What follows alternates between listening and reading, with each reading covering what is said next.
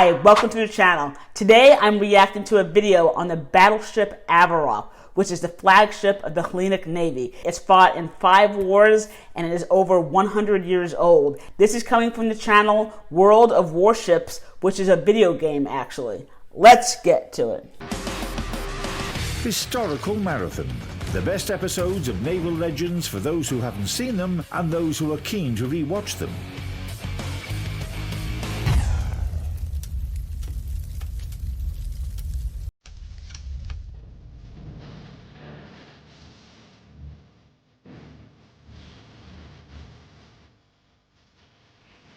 Such dramatic music.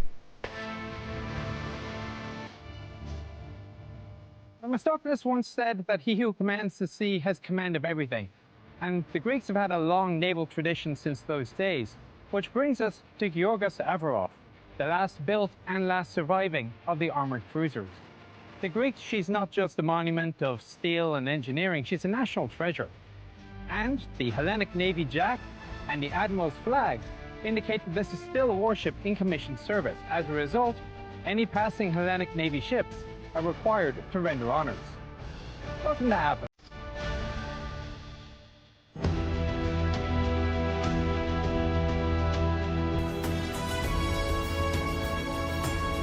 Parthenon, I think. Or the Acropolis.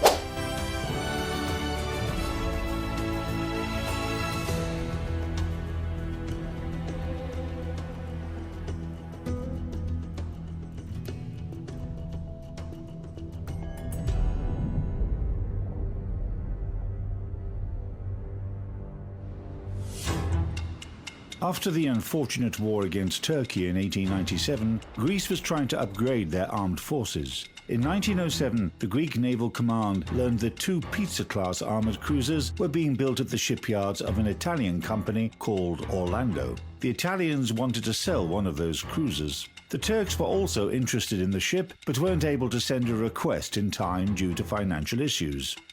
I think the reason why Italy did not buy it for their navy was because that they were actually short on funds, and that's why the Hellenic Navy actually bought it. Or actually, I don't think the Hellenic Navy even bought it. I think it was partially a gift by Georgios Averof, and I think that's where it got its name.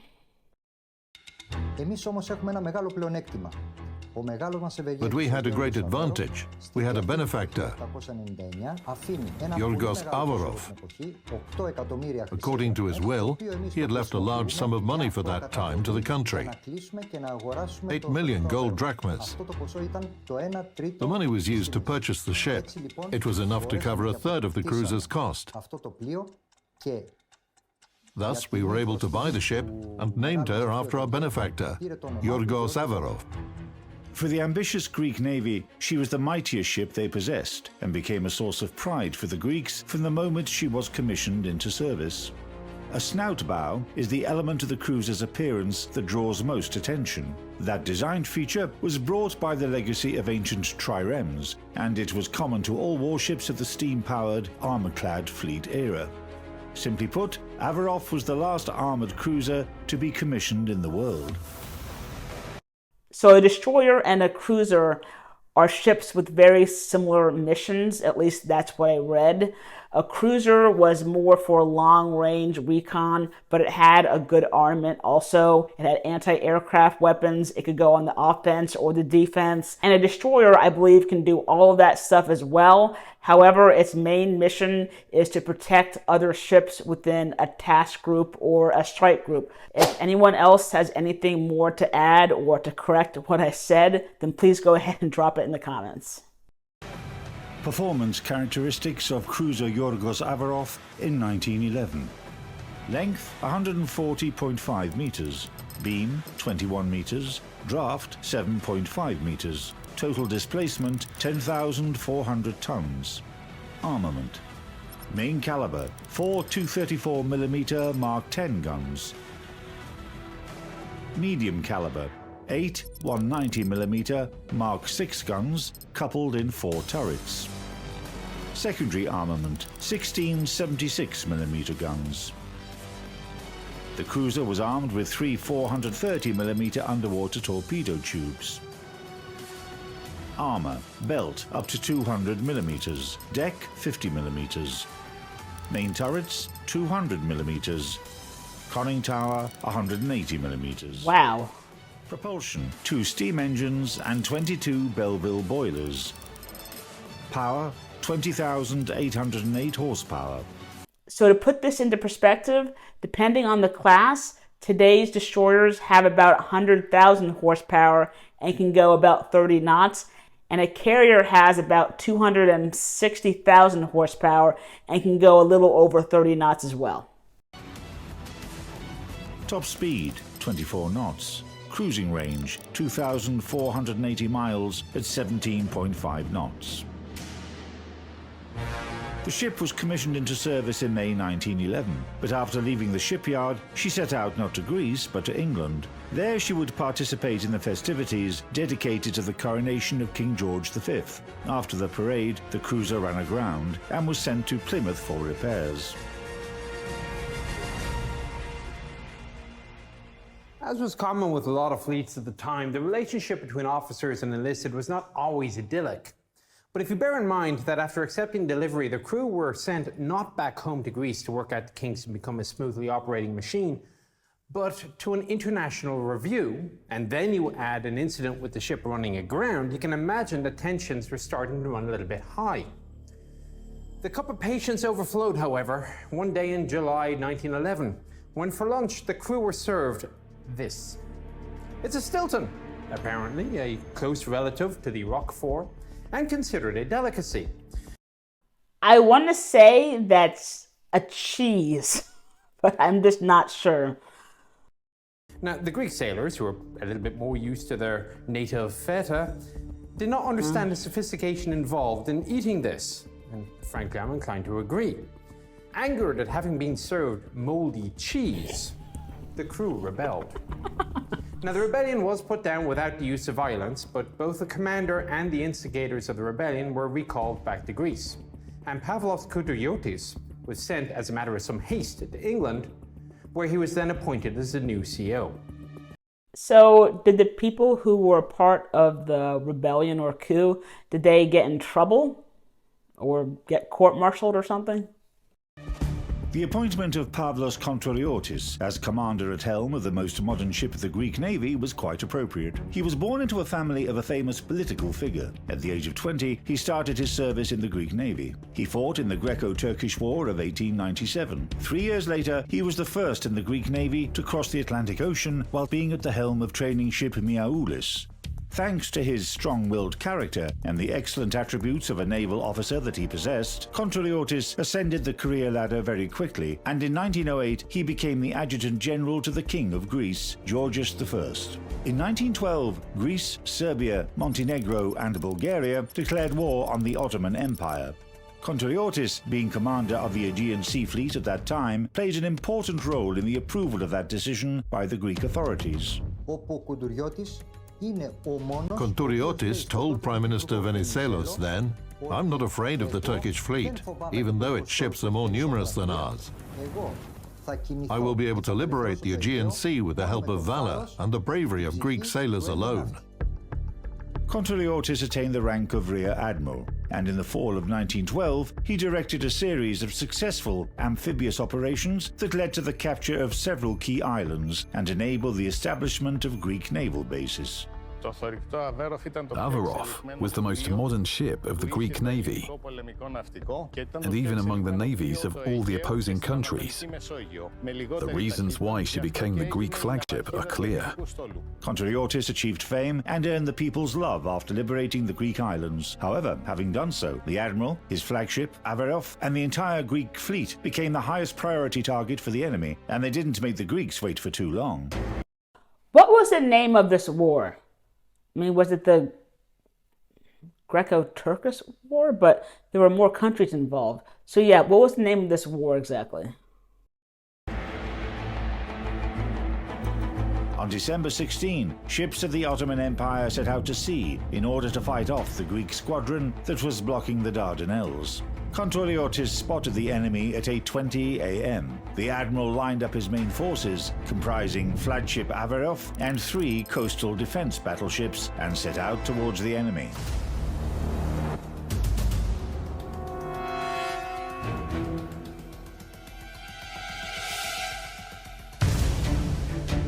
The Turkish fleet, comprising 2 squadron battleships armed with 280mm main caliber guns, was stronger. In addition, in specific conditions, they could be supported by coastal batteries. In the space of an hour, the Turkish ships approached the Greeks to a distance of 10 kilometers and fired first salvos at them.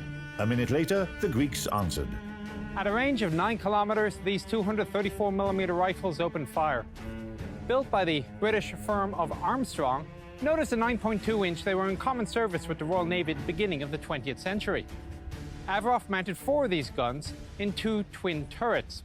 And indeed, the convex shape of the roof of the turret also belies their British origin. There were 18 people in the gun houses, and they were capable of servicing the rifles so quickly that every barrel could fire a round every 8 seconds. An 8-second reload? To me, that sounds really fast. And is that up to today's standard? Maybe, I'm not sure. But I found it interesting that he called them rifles, because when I think of big guns, such as the ones that you would find on ships or artillery, you call them guns, whereas rifles are more like Steyrs, AKs, M4s, etc.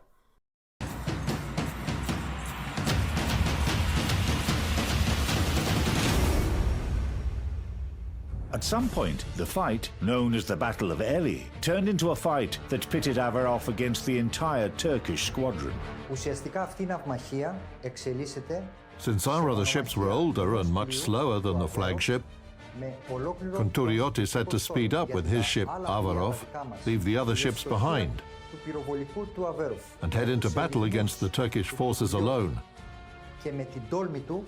Accurate salvos from Avaroff, combined with daring maneuvers by Kontoriotis, who led the cruiser right up to the Turkish flagship in order to split the enemy squadron in half, caught the Turks cold. The Turkish squadron focused their fire on Avaroff, but their shells failed to reach their target. The gunmen on the Greek cruiser were more accurate. The Turkish formation was soon broken up, and they hurried to hide in the Dardanelles. During the battle, the ship was caught in a crossfire between the Turkish coastal batteries and their surface vessels, and she did take 3 hits, although none of them were serious. Avaroff was pretty well protected. Her main belt was 20 centimeters thick, and she had an additional 18 centimeters covering her vital spaces, such as the barbettes. Indeed, the armor was of a new cemented type, and although it was only half as thick as the 40 centimeters of the old iron Turkish battleships, it still provided a lot more protection. And indeed, with the new armaments and protection, when the ship arrived, the Greeks christened her a thorikto, a battleship. When it comes to armor, thicker and heavier does not necessarily mean better. It's actually more important to have a good design and the right composite materials.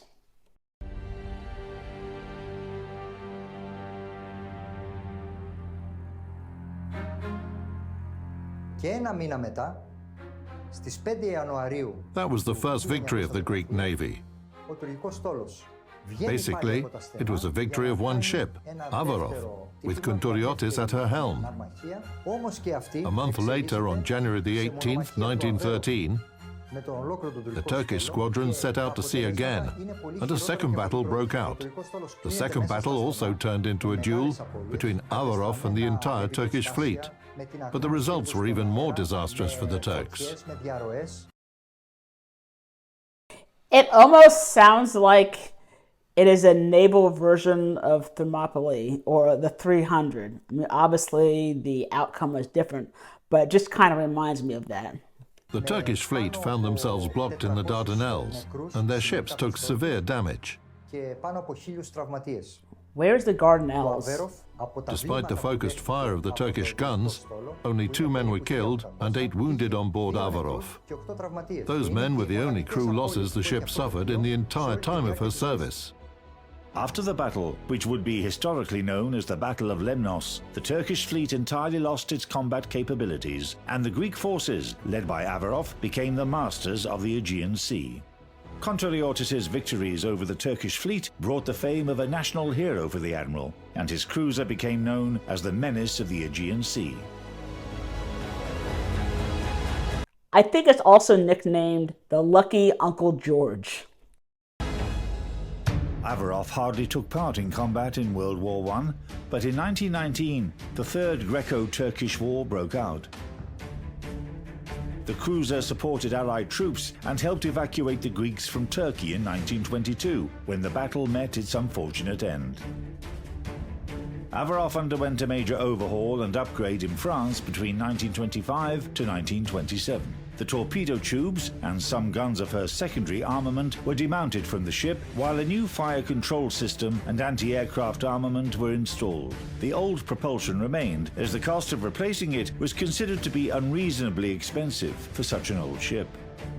Now, by this point, most fleets in the world had moved to a liquid fuel system, but on Avaroff, coal was retained, and you can imagine how pleasant it would have been in the heat for the stokers to take the coal from the bunkers, put them into the fireboxes, and then you had to take the ash out from underneath, and that got extracted by use of an elevator at the top. There were 22 of these water-filled boilers in 2 engine compartments to provide a little bit of redundancy in case of battle damage. Redundancy? What do you say exactly? And if you look at it, Avaroff is something of a multinational ship. The hull and armor are Italian, the boilers and engines are French, the generators are German, and the armament British.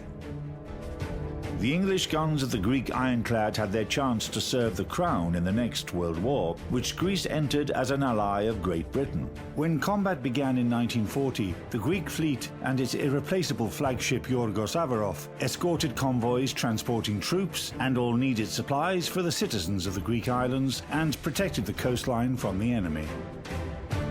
In April of 1941, Germany invaded Greece, and the Luftwaffe paid particular attention to the Hellenic Navy, sinking a number of ships at anchor, to include the old battleship Kilkis. Avaroff was not left alone from the attentions. Indeed, the German attacks were so fierce that the anti-aircraft gunners would come to know this as the Deadly Watch. The German advance was so rapid that the remnants of the fleet were forced to relocate to Crete and then Alexandria. But naval headquarters ordered Avaroff to be scuttled, on the premise that she was too old to be of military value, and there seemed little merit in giving the enemy a prize of the hero of the Balkan Wars. However, the crew on their own decided to ignore this order and made their own break for Alexandria. At night on April 18, the cruiser's commander, Ioannis Vlachopoulos, and a few crew members approached a closed harbour boom on a rowboat. The harbour boom was used to protect the ship at its station. Using axes and handsaws, the sailors cut through the harbour boom so Avaroff could set out to sea. On April 23, the cruiser arrived in Alexandria and became part of the British Mediterranean forces. Greece capitulated on the same day, and the government left the country. In August of 1941, the ship, now under British operational control, was sent to the Indian Ocean for convoy service, where she remained, based out of Bombay, until the end of 1942. So under British rule, that city was called Bombay, but since partition, I think the new name for the city is Mumbai. Now at this point, the 30-year-old ship is making 12 to 16 knots, which for a cruiser is an indicator as to her state, even though in the 1925 to 1927 refit, her original Belleville boilers had been replaced by like new ones. However, that didn't prevent cruiser Avaroff from fulfilling her combat duties. From November 1942, she patrolled the entrance to the Suez Canal.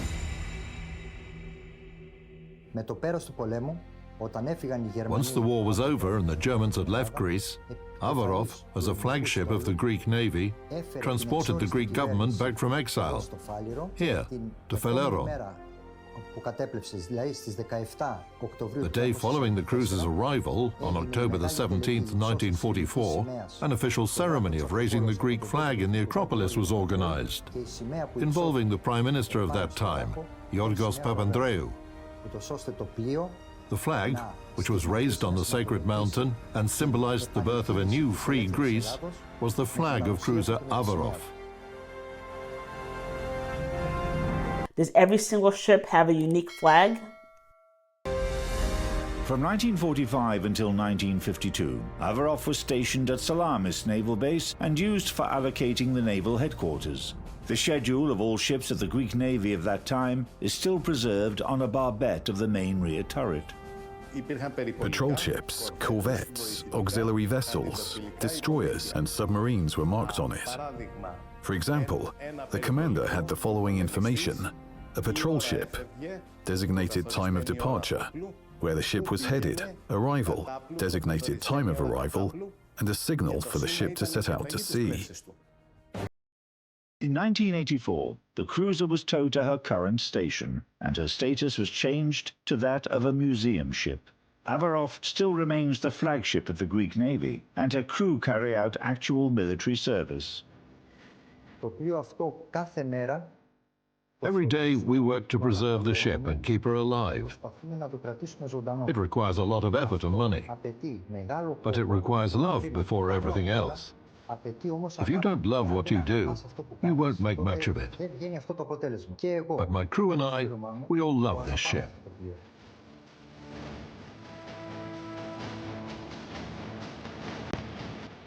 I wonder what that was. The hanging bags with the numbers on them.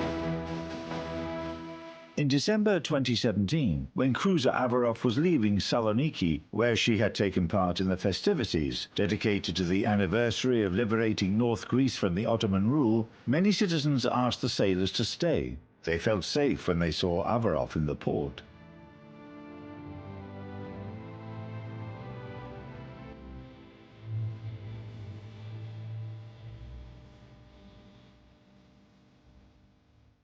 Fate has generally smiled upon the history of this ship.